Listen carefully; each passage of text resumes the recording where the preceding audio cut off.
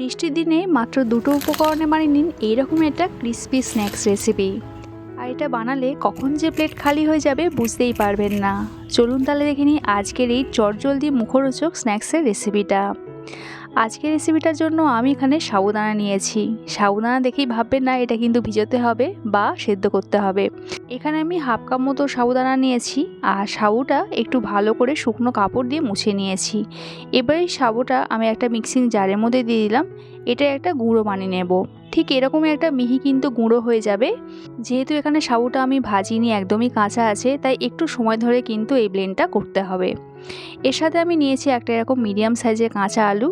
আলুটা খোসা ছাড়িয়ে ধুয়ে এরকম ছোটো ছোটো পিস করে কেটে নিয়েছি আর আলুটা এই সাবুর মধ্যে দিয়ে দিলাম। ছোটো ছোটো পিস করে কাটলে ব্লেন্ড করতে সুবিধা হবে। এবার এর মধ্যে অল্প একটু জল মিশিয়ে আমি এটা একটা পেস্ট বানিয়ে নেব। যতটা সম্ভব কম জল ব্যবহার করা যায় একটু চেষ্টা করবেন। এরই সাথে এখানে দিয়ে দিলাম দুটো কাঁচা লঙ্কা। এবার এটা ব্লেন্ড করে নেব আর ঠিক এরকমই একটা ফাইন পেস্ট রেডি হয়ে যাবে। আমি এখানে হাফ কাপ সাবুর জন্য 1/4 কাপ মতন জল ব্যবহার করেছি, তবে একটু জল কম বেশি হতে পারে।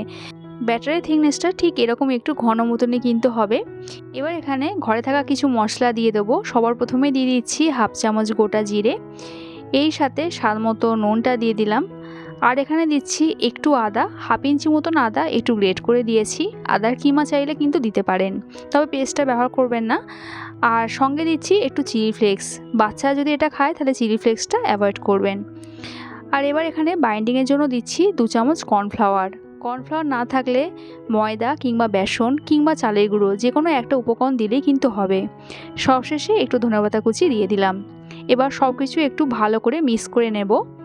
এখানে চাইলে আপনারা একটু পেঁয়াজ কুচিও অ্যাড করতে পারেন। যেহেতু আমি এটা নিরামিষ মাছি, পেঁয়াজটা দিলাম না। আর এটা কিন্তু আপনারা ব্রত উপবাসের দিনও খেতে পারেন। ভালো করে মিক্স করে নেওয়ার পর সবশেষে এখানে একটু বেকিং সোডা দিয়ে দিলাম।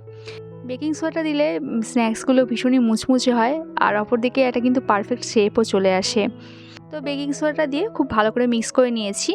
আর ব্যাটারটা ফাইনাল থিকনেসটা ঠিক এরকমই হবে। দেখুন এরকম ছাড়লে ঠিক একটু ওয়েট করে তারপরেই পড়বে। বুঝতেই পাচ্ছেন কীরকম থিকনেস হবে।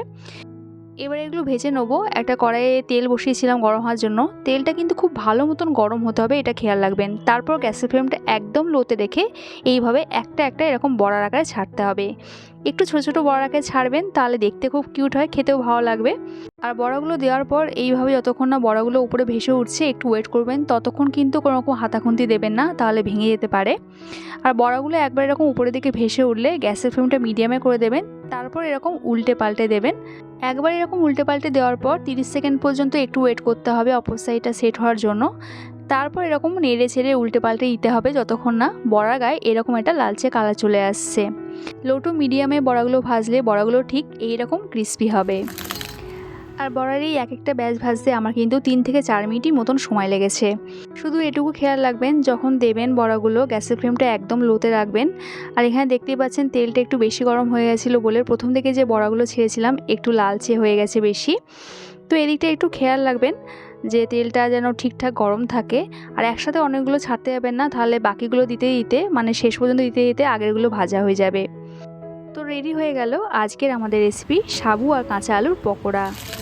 আর প্রতিটা পকোড়ার বাইরেটা ঠিক এই রকম ক্রিস্পি হবে আর ভেতরটা হবে ভীষণই সফট। খেতেও হয় দারুণ। বৃষ্টির সময় সন্ধ্যে চায়ের সাথে একদম জমে যাবে। আমার আজকের এই স্ন্যাক্স রেসিপিটা যদি ভালো লাগে একটা লাইক কমেন্ট করুন রইল। দেখা হচ্ছে আবার এক নতুন রেসিপির সাথে। সবাই সুস্থ থাকবেন, ভালো থাকবেন।